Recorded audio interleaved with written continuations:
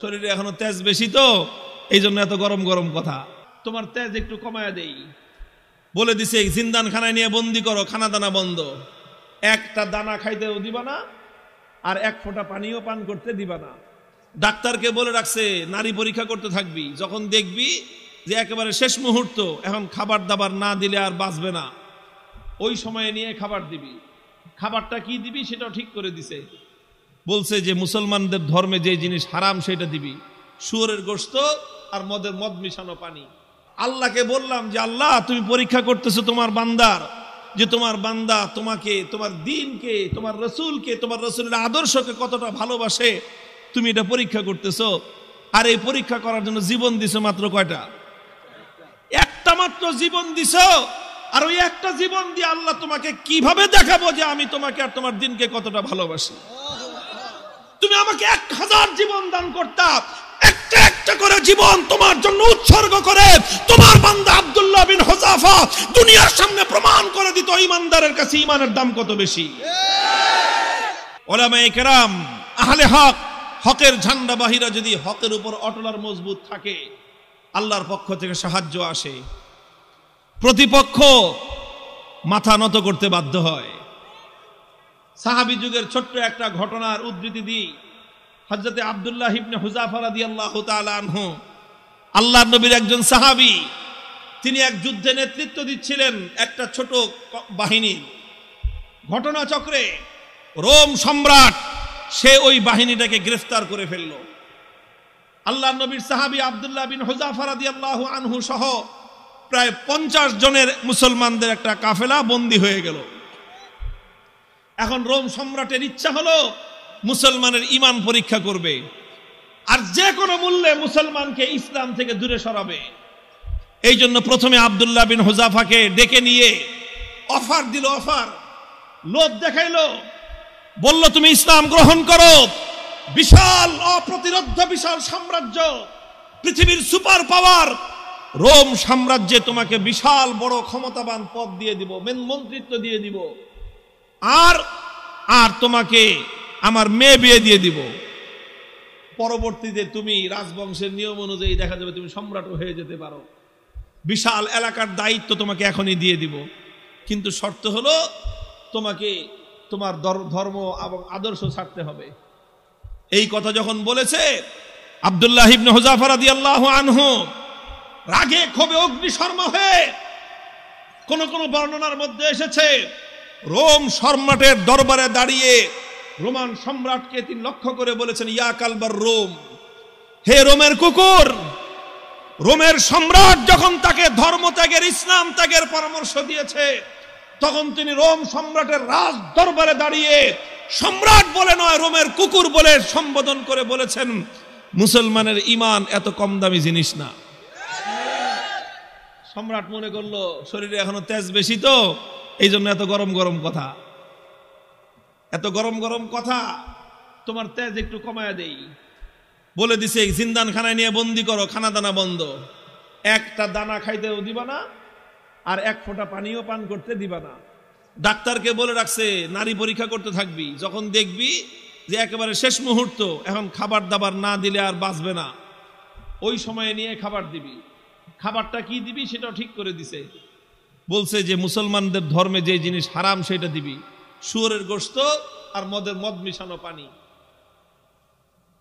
ঠিক তাই হয়েছে। আব্দুল্লাহ বিন হুযাফা সহ না খেতে খেতে যখন মরণাপন্ন প্রায়, তখন একেবারে জীবন বাঁচানোর জন্য তাদেরকে খাবার দেওয়া হয়েছে। খাবার কি? শুয়োরের গোশত আর মদ মিশানো পানি। আব্দুল্লাহ বিন হুযাফা রাদিয়াল্লাহু আনহু চিন্তা করলেন, শরীয়তের মাসলা অনুযায়ী এই পরিবেশে জীবন বাঁচানোর জন্য সামান্য পরিমাণ শুয়োরের গোশত খাওয়া জায়েজ, জীবন বাঁচানোর জন্য। এটা তো আছে, ইল্লা ফামানিস্তুররা ফি মাখমাসাতিন গায়রা মুতাজানিফিল লিইসমিন ফাইন্নাল্লাহা গফুরুর রহিম। একজন মানুষ যদি এমন হয়ে যায় যে কোনো হালাল খাদ্য নাই, হারাম খাদ্য ছাড়া হালাল কোনো খাদ্য নাই, এখন না খেলে জীবন বাঁচবে না, সেই সময়ে জীবন বাঁচানোর জন্য সামান্য পরিমাণ হারাম খাদ্য গ্রহণ করা কি, এটা হলো মাসলা। কিন্তু উনি চিন্তা করলেন এখন তো শুধু হালাল হারামের প্রশ্ন না, এখন প্রশ্ন হলো মুসলমানের ঈমানের আত্মমর্যাদা বোধের প্রশ্ন। আজকে যদি আমি হারাম খাবার খাই তাহলে রোম সম্রাট বলবে দেখছি মুসলমানের ইমানের শক্তি কত দূর। এই সময় মাসলা ভিন্ন। এরকম পরিস্থিতি যদি কারো হয় তাহলে মাসলা ভিন্ন। খাবার খাওয়া হালাল জীবন বাঁচানোর জন্য, এটা যেরকম মাসলা, আর কেউ যদি হারাম খাবার না খেয়ে মৃত্যুকে আলিঙ্গন করে নেয় তাহলে সেই মৃত্যু হলো আফজালুস শাহাদা, সর্বশ্রেষ্ঠ শহীদি মরণ। আব্দুল্লাহ বিন হুযাফা চিন্তা করলেন এখন মাসলা দুইটা আছে, একটা হলো ফাঁক ফোকরের রাস্তা, আমি এখন হারাম খেয়ে জীবন বাঁচাতে পারি, আর একটা মাসলা কি, আমি যদি আমার জীবনকে উৎসর্গ করে দেই আমার একজনের জীবন যাবে কিন্তু কিয়ামত পর্যন্তের জন্য রোম সম্রাটের দরবারে ইসলামের ঝান্ডা সমুন্নত হয়ে যাবে। সম্রাট বলবে যে মুসলমানের ইমান বাপরে বাপ, জীবন যেতে পারে কিন্তু মুসলমান ইসলামের গৌরব ভুলুণ্ঠিত হতে দেয় না। তিনি খান নাই, লাথি মারছেন একটা, এক লাথিতে সমস্ত শুয়োরের গোশত আর মদের পাত্রগুলো ভেঙ্গে চূর্ণ বিচূর্ণ হয়ে গেছে। এখন সম্রাট ডাক্তার কয় কিরে তুই না কইলি জীবন বলে বাঁচবে না, তেজ দিকে এখন অত। ডাক্তার কয় আমাদের ডাক্তারি মতে তো এত তেজ থাকার কথা না, এটা তো ডাক্তারি মতের তেজ না, এটা তো ইমানি তেজ। এই তেজ এটা শরীরের তেজ না, এটা রূহের তেজ। এটা শরীরের শক্তি নয়, এটা আত্মার শক্তি। যে ইমানদার আল্লাহর ইমান, আল্লাহর উপর আস্থা এবং ভরসাকে দুনিয়াদারদের সামনে মাথা উঁচু করে দাঁড় করাবার চেষ্টা করে, আল্লাহ পাক তার আত্মার মধ্যে অফুরন্ত শক্তি দান করেন। আব্দুল্লাহ বিন হুযাফা যখন এটা করলেন, এবার রোম সম্রাট বলে যে দুইবার খেললাম, দোনো খেলায় হারছি। দুইবার হলো না, প্রথমবার লোভ দিছে, জিতছে না হারছে। দ্বিতীয়বার খাওয়ান দাওয়ান বন্ধ করে টাইট দিছে, জিতছে না হারছে। এবার কয় ফাইনাল খেলা, খেলা হবে। কি খেলা? ফাইনাল খেলা হবে। কার সাথে?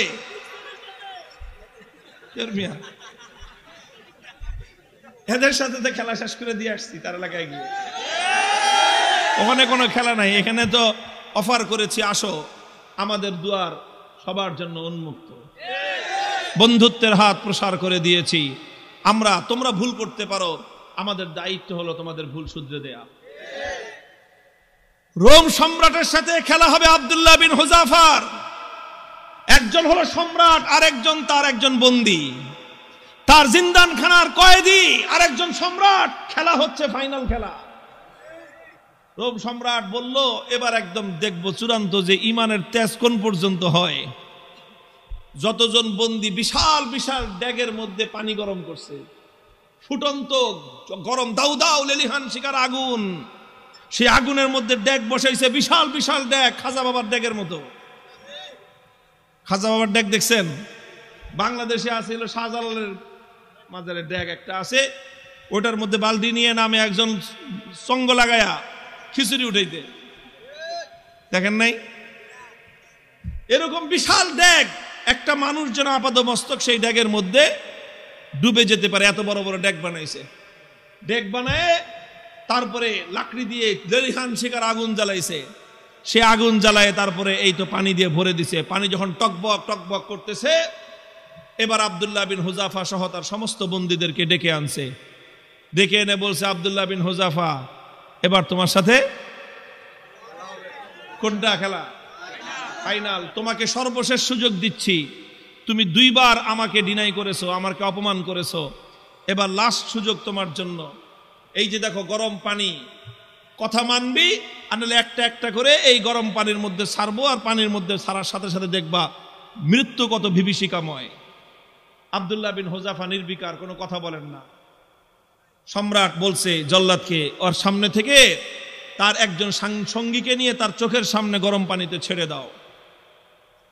ঠিকই আব্দুল্লাহ বিন হুযাফা রাদিয়াল্লাহু তাআলা আনহু একজন সাথীকে নিয়ে গরম পানির মধ্যে ছেড়ে দেওয়া হলো। মুহূর্তের মধ্যে বিভৎসভাবে তার মৃত্যু হলো, তিনি শাহাদাত বরণ করলেন। চোখে তাকায়া দেখলেন কিচ্ছু, কোনো কথা নাই।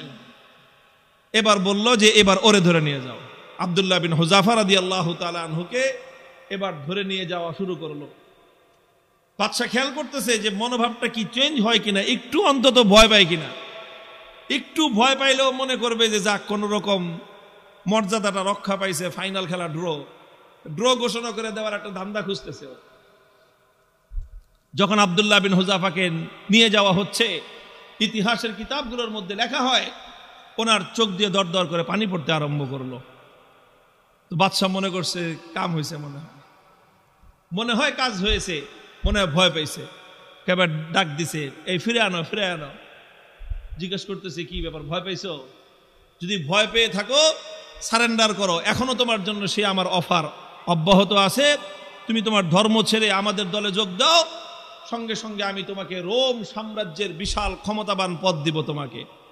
আর যদি না মানো তাহলে তোমাকে কিন্তু খালি চোখের পানি দেখে আমি ছাড়বো না, তোমাকে গরম পানির মধ্যে নিক্ষেপ করে নির্মমভাবে তোমাকে হত্যা করব।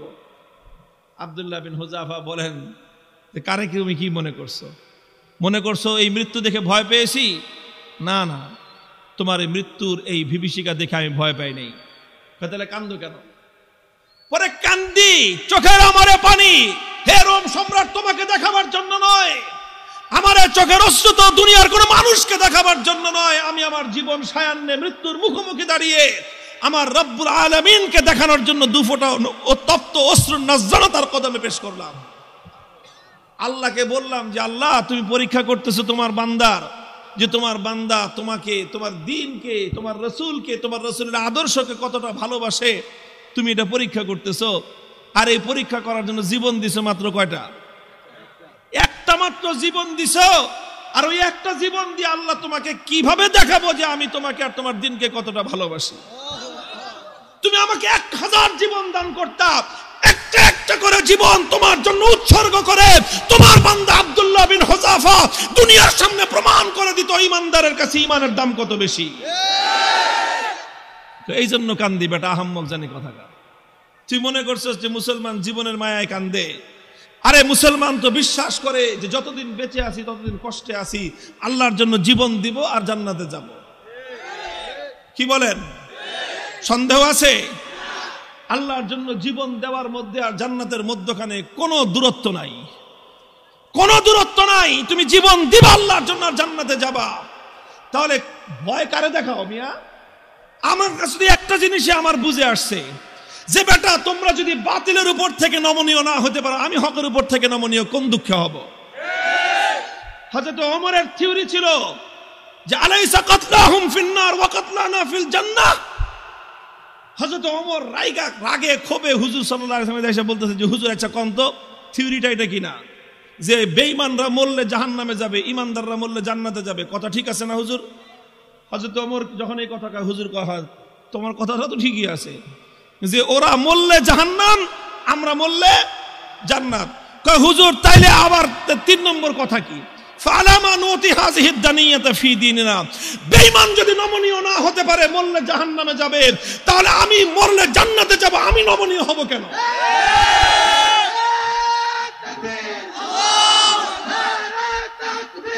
আল্লাহু আকবার।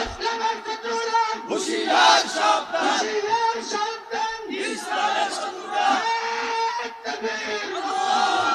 আরে বেঈমানরা যদি বাতিলের পথ ছাড়তে না পারে, ঈমানদাররা হকের পথ ছাড়বে কেন? কথার মধ্যে কোনো ভেজাল আছে? হিসাব কিতাব তো ক্লিয়ার, কথা তো পরিষ্কার এখানেই, যে এখানে নমনীয় তো তোমাকে হতে হবে, আমি কেন নমনীয় হব? যেখানে তুমি বাতিলের উপর, আমি হকের উপর, তুমি বদ্দীনের উপর, আমি দ্বীনের উপর, তুমি কোরআনের বিপক্ষে, আমি যখন কোরআনের পক্ষে, নমনীয় তোমাকেই হতে হবে, আমার নমনীয় হওয়ার কোনো স্কোপ নাই। হযরত আব্দুল্লাহ বিন হুযাফা রাদিয়াল্লাহু তাআলা আনহু যখন এই কথা বললেন, সে আরে বেটা জীবন তো একটা আছে দেখে একটা দিতেছি, জীবনে 1000টা থাকলে 1000টা দিয়ে প্রমাণ করতাম যে ইসলাম এবং ঈমানের দাম কত। এই কথা যখন বলছে তখন বাদশাহ কয় যে এটা তো মানুষ না, মানুষ কি এরকম হয় নাকি? আরে মৃত্যুর মুখোমুখি দাঁড়িয়ে মৃত্যুকে আলিঙ্গন করার জন্য পাগল। কয় জীবন একটা আছে দেখে একটা দিতেছি, 1000টা থাকলে 1000টা দিতাম। এখন তো ওর দিলের মধ্যে ভয় ঢুকে গেছে, আল্লাহ পাক রব্বুল আলামিনের পক্ষ থেকে সাহায্য আর নুসরত আসা শুরু হয়ে গেছে। আল্লাহ পাক বাতিলের অন্তরের মধ্যে ভয় এবং ভীতির সঞ্চার করে দিয়েছেন। এখন বাদশাহ মনে করা শুরু করছে যে এটা মানুষ না, এটা অন্য কিছু, এটা অন্য কিছু হবে। এখন ওরে যদি আমি শাস্তি দেই, মারি, তাহলে আমি নির্বংশ হয়ে যাব, এরকম একটা ভয় ওর মনের মধ্যে আসছে। এখন চিন্তা করতেছে, এখন ছাইরা দে মা, ভিক্ষা চাই না, এই অবস্থা হয়েছে। এখন সে রাস্তা খুঁজতেছে যে কেমনে এখন এর থেকে বাইচা আসা যায়। এখন যদি আব্দুল্লাহ বিন হুযাফাকে এমনি মুক্তি দিয়ে দেয়, নিজের মান মর্যাদা যা আছে, প্রেস্টিজ সব বেলুনের মতো ফুটো হয়ে যাবে। এখন বলে যে ঠিক আছে, ঠিক আছে, তোমার কিচ্ছু করা লাগবে না, ইমান ছাড়া লাগবে না, ইসলাম ছাড়া লাগবে না, কোনো কিছু করা লাগবে না, তুমি শুধু একটা কাজ করো, আমার কপালের মধ্যে একটা চুমা দিয়ে দাও, তোমাকে ছেড়ে দিব।